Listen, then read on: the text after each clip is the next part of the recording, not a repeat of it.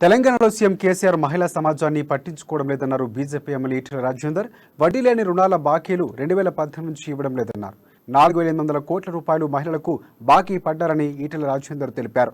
CM KCR ఉద్యోగాలు ఇస్తామని చెప్పి యువతను మోసం చేశారని మండిపడ్డారు. భాగ్యనగర్ జిల్లా బీజేపీ యువమోర్చా ప్రశిక్షణ తరగతులకు ఈటెల ముఖ్య అతిథిగా హాజరయ్యారు. ఈ సందర్భంగా తెలంగాణ రాష్ట్ర ప్రభుత్వంపై ఆయన తీవ్ర విమర్శలు కురిపించారు.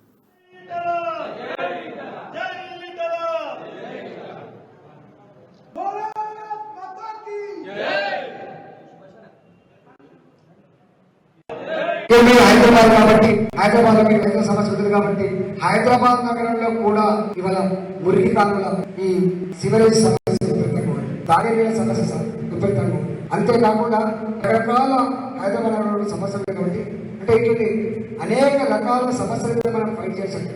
ఇవాళ హైదరాబాద్ లో మీరంటే భాగ్యనగర్ జిల్లా సంబంధించిన కాబట్టి ఇలా మా పక్కపండి జిల్లా రంగారెడ్డి జిల్లా మీకు తెలుసు. పాత రంగారెడ్డి జిల్లా ఇవాళ 4 జిల్లాలు, Rangareddy rural, Rangareddy urban, Medchal rural, Medchal urban జిల్లా ఏదైతే ఇవాళ ఎన్నో సంవత్సరాల క్రితం ఏ దళిత బిడ్డలకైతే బీసీ బిడ్డలకైతే ప్రభుత్వపరమైన భూములు పంచారు